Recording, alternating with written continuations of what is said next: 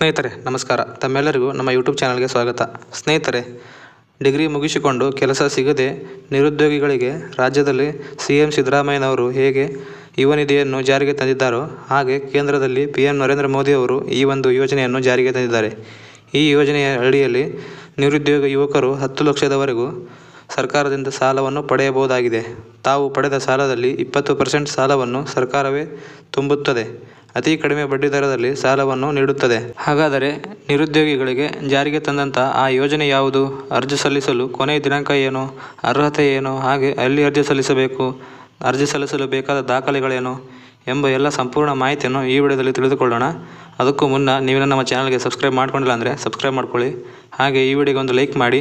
ಬನ್ನಿ ಹಾಗಾದರೆ ಈ ಮುಂದಿನ ಎಲ್ಲ ಮಾಹಿತಿಯನ್ನು ತಿಳಿದುಕೊಳ್ಳೋಣ. ಸ್ನೇಹಿತರೆ, ವಿದ್ಯಾವಂತ ನಿರುದ್ಯೋಗಿಗಳಿಗಾಗಿ ಈ ಒಂದು ಯೋಜನೆಯನ್ನು ಜಾರಿಗೆ ತರಲಾಗಿದೆ. ನಿರುದ್ಯೋಗಿಗಳು ಯಾವುದೇ ಕೆಲಸ ಸಿಗದೆ ಪರದಾಡುತ್ತಿರುವಾಗ ಯಾವುದಾದ್ರೂ ಕೆಲಸವನ್ನು ಸೃಷ್ಟಿ ಮಾಡಿಸಿಕೊಳ್ಳುವುದಾಗಿ ಸರ್ಕಾರವು ಈ ಯೋಜನೆಯನ್ನು ಜಾರಿಗೆ ತರಲಾಗಿದೆ. ಸ್ನೇಹಿತರೆ, ಕೇಂದ್ರ ಸರ್ಕಾರ ಜಾರಿಗೆ ತಂದಿರುವಂಥ ಈ ಒಂದು ಯೋಜನೆ ಯಾವುದು ಎಂದರೆ ಪ್ರಧಾನಮಂತ್ರಿ ರೋಜ್ಗಾರ್ ಯೋಜನೆ.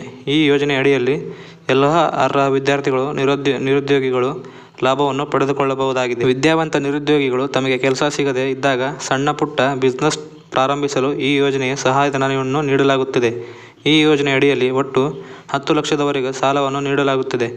ತಾವು ನೀಡಿದ ಸಾಲದಲ್ಲಿ 20% ಸರ್ಕಾರವೇ ತುಂಬುತ್ತದೆ. ಈ ಒಂದು ಯೋಜನೆಯ ಮುಖ್ಯ ಉದ್ದೇಶ ನಿರುದ್ಯೋಗ ಮುಕ್ತ ಭಾರತವನ್ನು ಸೃಷ್ಟಿಸುವುದಾಗಿದೆ. ಸ್ನೇಹಿತರೆ, ಈ ಒಂದು ಯೋಜನೆಯ ಅರ್ಜಿ ಸಲ್ಲಿಸಲು ಅರ್ಹತೆಯನ್ನು ನೋಡುವುದಾದರೆ ನಿರುದ್ಯೋಗ ಯುವಕರಾಗಿರಬೇಕು ಅಥವಾ ಹೆಣ್ಣು ಮಕ್ಕಳಾಗಿರಬೇಕು. ಅರ್ಜಿ ಸಲ್ಲಿಸಲು ಅರ್ಜಿದಾರರ ವಯಸ್ಸು 18 ರಿಂದ 30 ವರ್ಷದ ಒಳಗಾಗಿರಬೇಕು.